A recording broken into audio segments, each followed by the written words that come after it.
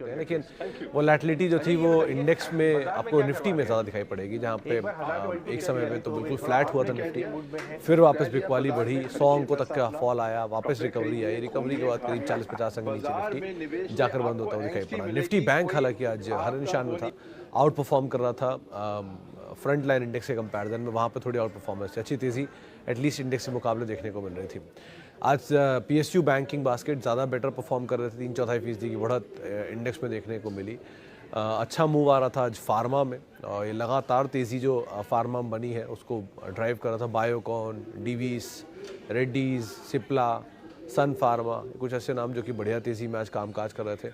In fact आज तो index के टॉप गेनर्स में शुमार भी निफ्टी के फार्मा ही स्टॉक्स थे, जिसमें सन फार्मा और डिवीज जैसे नाम आते हुए दिखाई पड़े। नेस्ले ये लगातार दूसरा दिन जबकि तेज़ी में था, ये शेयर अपने ऑल टाइम हाई हिट करने वाला है।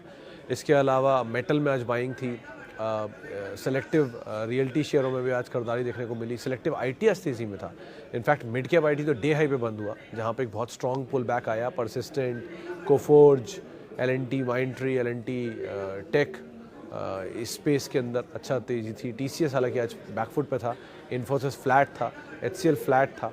तो जो नंबर्स बिल्कुल सामने खड़े हैं वहाँ पे थोड़ी फ्लैटिश टोन, जहाँ पे प्रेशर काफ़ी आ चुका है, ऑलरेडी बिकवाली आ चुकी है, वहाँ पर एक हद तक पुल बैक आप कह सकते हैं देखने को मिला। लेकिन वो फिर निफ्टी एक्सपायरी है, वॉलेटाइल सेशन मार्केट दिखा रहा था, उसी के बीच में मूव आते हुए दिखाई पड़े। एफएमसीजी में सेलेक्टिव स्टॉक्स पे बाइंग थी, बैंक्स। लेकिन हाँ, एक अच्छी चीज़ थी आज फिर कि मिड कैप स्मॉल कैप तेज़ी में, मिड कैप 3/4% की बढ़त के साथ बंद होता हुआ दिखाई पड़ा, और स्मॉल कैप भी करीब करीब 0.5% की तेज़ी के साथ बंद होता हुआ दिखाई पड़ा। तो कैश मार्केट के शेयरों में खरीदारी बनी हुई है। एडवांस क्लाइंट के लिहाज से करीब 1900-2000 शेयर जो कि तेज़ी में थे, रफली 1300 शेयर ऐसे जो कि बिकवाली के साथ कामकाज कर रहे थे। तो ब्रॉडर मार्केट्स के अंदर अभी भी खरीदारी का रुख बना हुआ है। नंबर्स में क्रिसिल के नंबर आ जाए, जिस पे रिएक्शन आपने देखा, बिल्कुल फ्लैट क्रिसिल रहा, 2-3%, 3% के आसपास का डिप वहाँ देखने को मिला। एक्सेलिया काले के नंबर एक स्पाइक आया था वहाँ पे नंबर्स के बाद। आईसीआईसीआई के नंबर्स अवेटेड है, लोम्बार्ड के, और टाटा कम्युनिकेशन के नंबर्स कल आएंगे जो कि अगेन अवेटेड है। हाँ, उससे पहले आज ये टाटा ग्रुप के समूह के शेयरों में बिकवाली थी। इसमें टाटा कम्युनिकेशन एक समय पर 6% तक नीचे चला गया था नंबर से पहले, 11-70 के जोन्स में, 77 के जोन्स में। और दूसरा टाटा केमिकल, वो प्राइस कट की खबरों के बीच में कोटक का नोट, और उस शेयर में बिकवाली करीब करीब 6% नीचे ये भी जाकर बंद होता हुआ दिखाई पड़ा। और बाकी अदरवाइज टाटा के टीसीएस प्रेशर में था 1% नीचे, टाइटन आधा 1% नीचे, तो मोर लेस वोल्टास नीचे। तो टाटा ग्रुप के कुछ शेयरों में थोड़ा बहुत प्रेशर था, लेकिन लार्जली न्यूज़ फ्लोज के दम पे यहाँ पर ज़्यादा बिकवाली आते हुए दिखाई पड़ी। चलिए अब सीधे सवाल जो आपका। दोस्तों, अगर आप बाज़ार में अपना पैसा इन्वेस्ट करना चाहते हैं तो अभी जुड़े एंजल ब्रोकिंग के साथ में, क्योंकि यहाँ आपको मिलती है एक अच्छी एडवाइस और भरोसेमंद सर्विस, और यहाँ अकाउंट ओपन करना भी है बिल्कुल फ्री ऑफ कॉस्ट। तो आज ही जुड़े एंजल ब्रोकिंग के साथ में, अकाउंट ओपनिंग लिंक डिस्क्रिप्शन में है, आज ही अपना अकाउंट ओपन कराएं। सिलसिला शुरू कर लेते हैं और कुछ सवालों को शामिल कर लेते हैं। पहला सवाल जो मेरे पास आया है उसके हिसाब से, which one is best, Cipla versus Sun Pharma? Obviously sir, ज़्यादा बड़ा प्लेयर तो सन फार्मा ही है सिप्ला कंपैरेटिवली, लेकिन सिप्ला की प्राइस के हिसाब से देखोगे तो वो ज़्यादा भागा हुआ है, क्योंकि वो नए ऑल टाइम हाइस के करीब ही अपने बहुत ज़्यादा चला भी, चलने के बाद थोड़ा नीचे आके फिर वापस चलना शुरू हुआ है। सन फार्मा के केस में जितना मेरे को याद करता है कि 2009 में शायद इनका एक बायबैक आया था 950 रुपये के दाम पर। वो बायबैक के दाम को इसने ब्रीच एक ही बार या उसी के आसपास से भी कामकाज कर रहा है, तो बहुत बड़ी वहाँ से तेज़ी आई नहीं थी, बहुत लंबा कंसोलिडेशन के बाद चला है। बट अगेन ज़्यादा कंसर्न्स जो रहते हैं, क्योंकि ज़्यादा बड़ा दायरा है सन फार्मा का, तो उसके में ज़्यादा कंसर्न आपको दिखाई पड़ेंगे कंपेरेटिवली सिप्ला के। हैविंग सेड दैट, दोनों कंपनियां बेटर है, इसमें कोई बुराई नहीं है। लेकिन अगर आप फार्मा में ढूंढ रहे हो तो बहुत सारे नाम हैं जो कि अच्छे वैल्यू पर है। डीवीस थोड़ा और सस्ता था 2700 के आसपास, अब 3300 पहुंच ही गया बातचीत में। इपका एक ठीक ठाक नाम दिखेगा आपको, ग्रेन्यूल्स ठीक ठाक नाम है, सस्ते दाम पर अवेलेबल है वो भी। ग्लैंड भी ठीक ठाक ही है, आप लोअर लेवल पे उसको भी देख सकते हो। तो ऐसे नाम हैं अच्छे जो कि फार्मास्यूटिकल स्पेस में बेटर है। बट अगेन दोनों कंपनी क्वालिटी में इशू नहीं है, चाहे सिप्ला हो या सन फार्मा हो, प्राइस को लेकर इशू है, तो जहाँ नीचे मिले वो ज़्यादा बेटर है। मैनकाइंड आईपीओ पर व्यू, मलिक सर अभी पहले कल आईपीओ तो खुलने दो, कल तो इसकी प्रेस मीट है आईपीओ को लेकर। डिटेल तो आने दीजिए, उसके बाद तो कुछ कहा जाएगा। दो ये लार्जेस्ट डोमिनेंट प्लेयर है स्पेस में, शायद 34% मार्केट शेयर है इनका, अगर मैं गलत नहीं हूँ तो 34 से 38% के बीचों की मार्केट शेयर है इनका। Second largest player is Raymond and third is TTK health care. तो इस तरह के मार्केट शेयर डिस्ट्रीब्यूटेड है इनके। बट अगेन आप अभी तो कुछ भी नहीं कह सकते, it's too early to say anything. अभी वेट करो आप, कल प्रेस रिलीज़ हो जाए, ब्रोकरेज व्यूज़ आ जाए, क्या प्राइस बैंड आ रहा है, क्या वैल्यू दे रहे हैं, उस पर डिपेंड करता है कहाँ पे आप पैसा डालो। अभी तो कुछ भी नहीं कह सकते इस पर। Narayana Hrudayalaya and ESAB for long term. पहले नारायण हृदयालय सर, दो कंपनी अच्छी है, इसमें तो दोराया नहीं है। देवी शेट्टी साहब की कंपनी है, it's good quality asset one. अच्छी चीज़ में 20% के आसपास के शायद मार्जिन थे इनके लास्ट 2 क्वार्टर के अंदर, जो 18% और 20% की ऑपरेटिंग प्रॉफिट मार्जिन में कंपनी काम कर रही है। करीब करीब 200 करोड़ के शायद प्रॉफिटेबिलिटी है इनका, 1000 करोड़ के रेवेन्यू के आगे साल का। तो कंपनी ठीक है, 68% प्रमोटर होल्डिंग है, एक्सपेंशन भी अच्छा है इनका। और जो ये एक्सपेंशन किया है इन्होंने, ये majorly other than Karnataka space में भी एक्सपैंड कर रहे हैं। स्पेस अच्छा है, सेक्टर अच्छा है ऑब्वियसली, और सेक्टर में कंपनी भी ठीक है। बट लॉन्ग टर्म प्रोस्पेक्ट के केस में आपको नंबर्स पे डिपेंड करता है, क्योंकि सामने आपके अपोलो है और then comes Max, then comes Fortis, ऐसे नाम भी खड़े हैं with strong profitability growth. So long term की विजिबिलिटी तो आपको विद टाइम ही बताएगी, क्वार्टर बाय क्वार्टर नंबर्स देखने के बाद। बट एंटर करने लायक सिचुएशन है नहीं, इसमें कोई दो राय नहीं, आप एंटर तो कर ही सकते हो। अच्छी कंपनी है तो ली जा सकता है, मतलब शेयर लिया जा सकता है। बट लॉन्ग टर्म के लिए हर स्टॉक, चाहे वो TCS हो, चाहे वो इन्फोसिस हो, चाहे वो ITC हो, विद टाइम उसके नंबर्स बताते हैं कि उसमें बने रहना है कि नहीं बने रहना। तो नंबर्स बताएंगे कि बने रहना है कि नहीं बने रहना। एंटर करने लायक सिचुएशन में कोई प्रॉब्लम नहीं है। Infosys for at current price for long term, प्रसन्नता सर गुड टू गो है, मतलब ऐसा कोई बुराई नहीं है। कल कुछ ब्रोकरेज व्यूज़ में कुछ डीलर्स के बीच में तो ये बातचीत थी 1185 का जो लोकल हिट हुआ वो शायद हाल फिलहाल में देखने को ना मिले।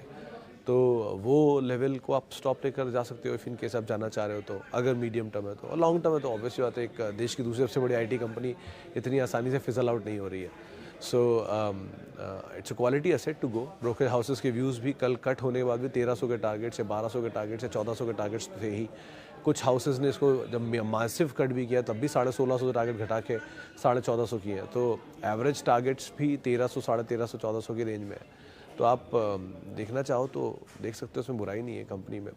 4 नाम जहाँ पर प्रमोटर्स ने एक्टिवली पार्टिसिपेट किया है IT स्पेस में, उसमें एक है जेंसार, एक है HCL टेक, एक है मास्टेक, और शायद चौथा है कोफोर्ज।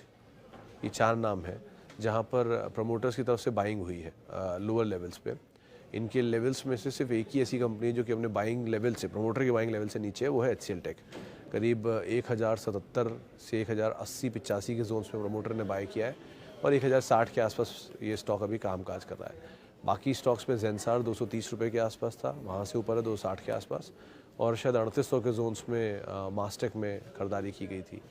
तो ये कुछ नाम है, आप जिनको 3800 है या एम्फेसिस है, आप मास्टेक को ट्वीट किया वहाँ देख लेना। लेकिन बहुत सिलेक्टिव नाम है जहाँ पे IT में प्रमोटर्स ने नीचे बाल खरीदा था। अब रही बात इन्फोसिस की, so down side is limited किसी भी IT स्पेस में, एटलीस्ट अभी के लिए, KPIT को छोड़ के। डाउन साइड इज लिमिटेड, और अपसाइड तो कितना होगा पता नहीं, लेकिन डाउन साइड रिस्क कम है। तो जहाँ डाउन साइड रिस्क कम हो वहाँ एंटर करना ज़्यादा बेटर है। जो भी फार्मा में डिवीज़ में था कुछ टाइम पहले 2700 रुपये में डाउन साइड रिस्क कम था, तो डाउन साइड रिस्क कम था तो ऑब्वियसली बात है अपसाइड आपके सामने खुली गया है।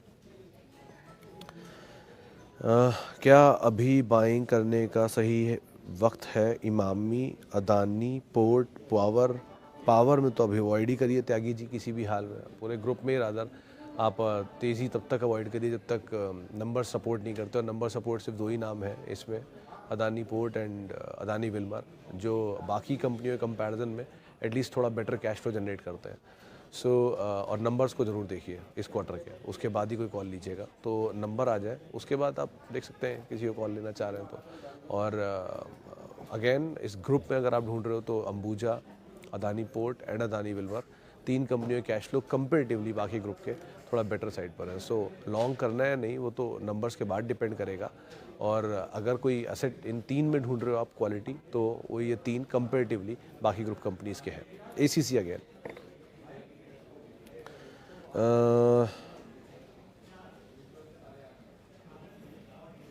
अल्पेश जी का सवाल है वर्टुओसो ऑप्टो इलेक्ट्रॉनिक्स। अल्पेश सर, इसका नाम ही मैंने पहली बार सुना है, इसमें मैं टिप्पणी नहीं कर पाऊंगा, माफ़ी। लिखिता इंफ्रा में तो एक मीटिंग अभी चल रही है, आज या कल में किसी की एनालिस्ट मीट होने वाली है। उस एनालिस्ट मीट से पहले वो थोड़ा तेज़ी में है। राघव प्रोडक्टिविटी के नंबर्स आने वाले हैं, और राघव प्रोडक्टिविटी चला ही बहुत है। मतलब SME में लिस्ट हुआ था, 200 रुपये का शेयर होता था जब मेन प्लेटफॉर्म पे आया था, 1200 का हाई हिट करके 900 रुपये घूम रहा है। वो बात अलग है, बड़े इन्वेस्टर्स के अंदर ज़रूर शामिल है। ये कंपनी मोनोपोली प्रोडक्ट्स में भी डील करती है। बहुत सारे जो आप कभी टेबल टॉप अगर आपने देखे हो तो टेबल टॉप की मतलब ग्रेफाइट रिलेटेड प्रोडक्ट्स जो होते हैं, जयपुरी कंपनी है, और जो आर्टिफिशियल एक प्रोडक्ट बनाता है, नाम उसका मिस कर रहा हूँ, उस प्रोडक्ट का ये मोनोपोली होल्ड करते हैं। और इनका मेजर एक्सपोर्ट्स भी है, करीब 30 से 35 देशों में एक्सपोर्ट्स भी है। प्लांट भी इनके जयपुर के पास में है। बट अगेन ये सारी चीज़ें ऑलरेडी डिस्काउंटेड है मार्केट में, और बढ़िया तेज़ी दिखा चुका है स्टॉक ऑलरेडी। तो इस तरह की तेज़ी के बाद आप अगर जाना चाह रहे हो तो थोड़ा एक बार को रिस्की हो सकता है। नीचे मिले तो ज़्यादा बेटर डील है राघव में एटलीस्ट, लेकिन नंबर्स आ रहे हैं, इस क्वार्टर के नंबर्स देख लीजिएगा। Infosys dividend split bonus declare किया है और not. Mitra sir, Infosys Infosys 1993 में लिस्ट हुआ था, और तब से लेके अब तक मेरे ख्याल से शायद 8 बोनस नहीं इसमें आया है, शायद 6 बोनस आ चुके हैं। एग्जैक्ट नंबर मैं आपको बता दूंगा। मतलब निफ्टी में सबसे ज़्यादा बोनस देने वाली कंपनियों में विप्रो का नाम आता है, then comes ITC and L&T, फिर इसका कहीं नाम आता है। तो मेरे ख्याल से 6 बोनस से 7 बोनस तो ऑलरेडी दे चुका है, और स्प्लिट भी आ चुके हैं। तो इक्विटी तो बहुत बढ़िया से इसने बांटा है, पैसा बना के दिया 1993 से लेकर अब तक। तो ये भी माना जाता है कि वो 10,000 रुपये जो बेसिक एटिकेट कहती है, 10,000 रुपये निवेश किए होते तो आज शायद वो 30 करोड़ के आसपास बन गए थे। तो इस तरह की तेज़ी ऑलरेडी दिखा चुका है। इस क्वार्टर के नंबर में ऐसा कुछ नहीं आया, तो अभी तो आप डिविडेंड ही लीजिए, बोनस और उसके ऊपर कोई फैसला सो फार नहीं लिया गया है। सुमित सर, ऐसी बातें सुनने में आ रही हैं कि जैसे ही RBI रेपो डिक्रीज करना करेगा तो रियल्टी शेयर भाग सकते हैं, तो आप DLF या गोदरेज प्रॉपर्टी सजेस्ट करोगे मीडियम टर्म मोमेंटम चेजिंग के लिए? मिश्रा सर, इंटरेस्ट रेट घटना की पॉसिबिलिटी ज़्यादा है, इसमें कोई डिनायल नहीं है, क्योंकि बढ़ना अब यहाँ से आपके लिए हेडरूम कम है, क्योंकि आप ऑलरेडी पीक पर है। 9% या 8, 9, 8.5, 9% के आसपास अगर आपका पीक इंटरेस्ट रेट है, तो इससे ऊपर की सिचुएशन में पैनिक हो जाएगा, क्योंकि आप खुद ही समझिए कि इंटरेस्ट रेट इतना हायर है, तो कौन 10% के ऊपर ब्याज पर घर खरीदेंगे, या तो कौन कंज्यूमर ड्यूरेबल खरीदेंगे, या कौन ऑटो खरीदेगा। तो इंटरेस्ट रेट जितना हायर साइड पे जाएगा उतनी इन्फ्लेशन पे और प्रेशर क्रिएट होगा, डिमांड हिट होगी तो वापस नीचे कूल ऑफ होगा, और RBI को इंटरेस्ट रेट घटाना पड़ेगा। ये बेसिक अर्थमेटिक है। तो अगर इंटरेस्ट रेट घटता है तो 2 बड़े बेनिफिट, एक उनको जिनकी डेट ज़्यादा है उनको बेनिफिट होता है, इनकी इंटरेस्ट कॉस्ट कम हो जाती है। 1, जिनका केपेक्स बड़ा, वो ऑलरेडी प्लान कर रखे हैं हायर डेट लेकर, उनको बेनिफिट हो जाता है, उनकी केपेक्स भी करेंगे और वो इंटरेस्ट रेट भी कम हो जाएगा। एंड 3, 2 कंपनियां इंटरेस्ट सेंसिटिव हैं, जिसमें आता है real estate, auto and capital goods and consumer durables. तो इनके लिए बेनिफिशियरी होता है। अब रही बात घरों की डिमांड की, तो सर घर की डिमांड ब्याज दरों पे अगर इतनी इफेक्ट करती होती तो बात ही क्या थी, क्योंकि घर में अब बहुत सारी चीज़ें अनऑर्गेनाइज हैं। कच्चे पक्के का पैसा, अलग अलग टिकट साइज़ का पैसा, 3 करोड़ 5 करोड़ में जो मकान लेते हैं वो लोन नहीं लेते हैं। 40-45 लाख वाले भी लोन कम ही लेते हैं। बस्ते बीच वाले जो लोन लेते हैं वो टैक्स से मारे हुए हैं, तो बहुत सारी चीज़ें उनको टैक्स बेनिफिट मिलता है, तो वो पहले ले लेते हैं 20-20 साल के लिए। सो इतना इम्पैक्ट नहीं आएगा। बट रियल स्टेट वैसे बहुत बीट एंड डाउन है, तो इसीलिए एक बार को आप जा सकते हो, और जाना चाहते हो तो Godrej is again best player. Lodha, Godrej, जिनको आप देख सकते हो। DLF is again good, Oberoi, Prestige, जिनको आप एक बार को, फिनिक्स देख सकते हो इनको, क्योंकि इनके बहुत सारे और भी धंधे हैं, कमर्शियल में भी है, मॉल्स में भी है, रेंटल्स में भी है, होटल्स में भी है। सो ये diversified portfolio, but again momentum, long term wealth किसी रियल स्टेट ने क्रिएट अब तक तो नहीं करी गोदरेज के अलावा। लेकिन गोदरेज के केस में भी वो कुछ ही साल हुए, अभी पूरी लॉन्ग टर्म हिस्ट्री नहीं है उनकी। Okay, can Infosys pass on to next generation? It is, but sir इसमें मतलब 2 तरह के व्यू बनते हैं। मतलब मैं अपनी सीमित जानकारी में 2 ही तरह के थॉट लेके चलता हूँ। एक बार को तो ये रहा है, with time I know few people जिनके पास ये IPO के पड़े हुए हैं, तो उन्होंने हिस्ट्री में पास ऑन किया है, 1993 से लेके बैठे हैं आज तक वो, और अच्छा पैसा बना के दिया, अब कोई दो राय नहीं इसमें। बट अब यहाँ से वो पैसा बना के देगा या नहीं, इस पर एक बार को डाउट हो सकता है कि प्रमोटर ग्रुप एग्जिट कर गए, 6-7% प्रमोटर होल्डिंग बची है, बाकी हो इंस्टीट्यूशंस है, बट कंपनी अच्छी है, ग्रोथ अच्छी है, कैश फ्लो अच्छे हैं, डेट फ्री कंपनी है। सो ये बहुत ही स्केप्टिकल सवाल रहेगा कि नेक्स्ट जनरेशन पास ऑन करो या नहीं, बट नेक्स्ट जनरेशन के लिए आपके पास और अच्छे ऑप्शन है। HCL is good option, tech Mahindra is a good option, TCS is a good option, L&T Mindtree would be a good option. आप अगर IT में, Oracle is a good option, तो आप क्योंकि डिविडेंड भी देगा और होल्ड भी कर सकते हो उसको, सो उनको भी आप देख सकते हो।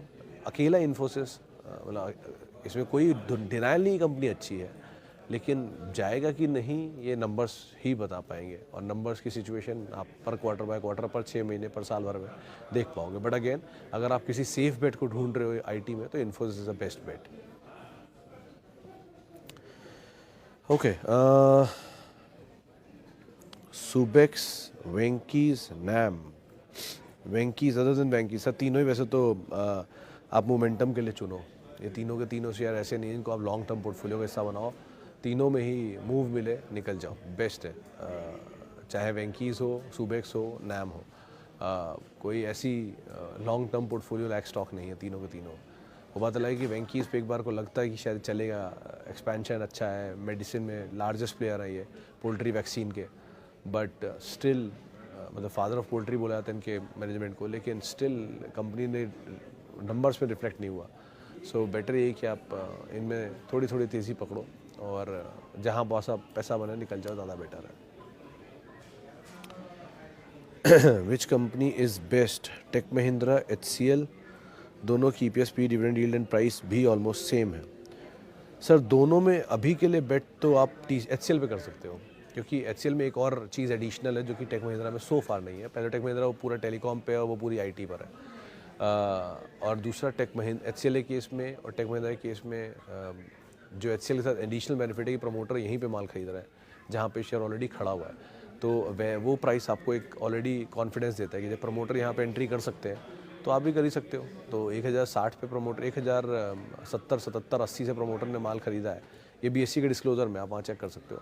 तो अगर वो वहीं पर ही आप माल खरीद रहे हैं तो आप भी यहाँ पर ले सकते हो। थोड़ा बहुत नीचे मिलेगा तो वहाँ शायद फिर प्रमोटर एक्टिव हो जाए।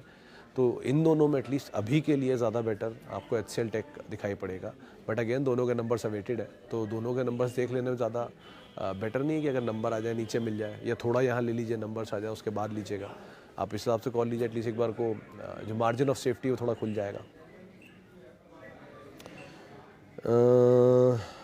Jubilant Food, Devyani, Jubilant Food is a better bet. कल की न्यूज़ फ्लो के बाद जिसमें कोका कोला ने उनकी काम में स्टेक खरीदा है, one Devyani is good but numbers ज़्यादा बेटर, और ये बाकी दोनों तो बेकार ही है। इससे अच्छा तो आप इन्हीं दोनों पे फोकस कर लीजिए, ज़्यादा बेटर है। पहले दो लार्जेस्ट प्लेयर हैं, देवयानी भी और जुबिलेंट भी, but Jubilant is a better bet and safer bet. टूटा भी काफ़ी है, तो एक बार को आप जाना चाहते हो तो उसको देख सकते हो, फिर भी कंपेरेटिवली बाकियों के ये ज़्यादा बेटर दिख रहा है सो फार।